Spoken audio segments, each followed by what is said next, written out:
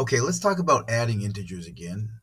And again, remember, integers are just positive and negative whole numbers. All right, no decimals, fractions. It's just positive and negative numbers. Whole numbers, nice and simple. All right, so we have these two problems here, where we basically have negative 10 plus 6, and we have 10 plus negative 6.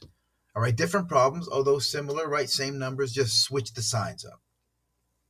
Okay, so again, this is a special case of when you add opposite signs, right?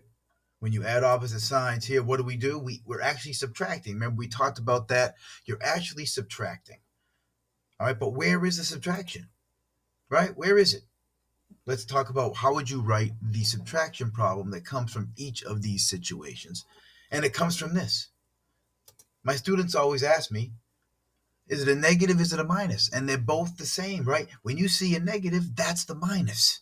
It's real simple, right? You've been subtracting forever. You know what the minus looks like. The negative means minus. All right, so where's the subtraction problem? Well, it starts with knowing that they're right where the negative numbers are. And let's start with negative 10, right? There it is. That means I'm subtracting 10. What am I subtracting from? The only other number that's there is 6, right? So this means I'm starting with 6, but I get to give away 10. And you can know from this problem, you know I have more negatives. So this is what a subtraction problem looks like when you answer with a negative. You're taking away more than you have, right? Now look at this one, right? Negative 6. Well, that means I'm subtracting 6.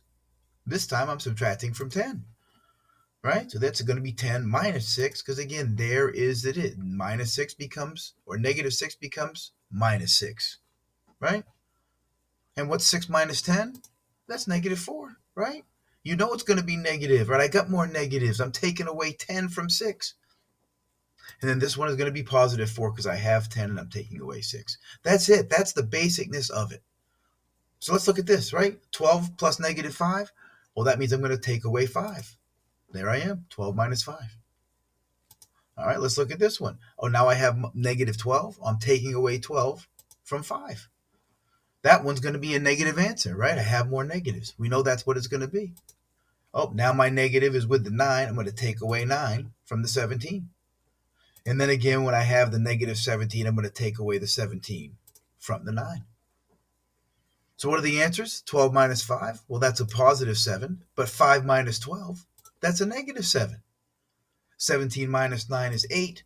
But if I reverse those and do 9 minus 17, that's a negative 8. Right? So where's the subtraction? When you're adding opposite signs, look for the negative. That's where you subtract. All right, let's go practice this and see how easy this is.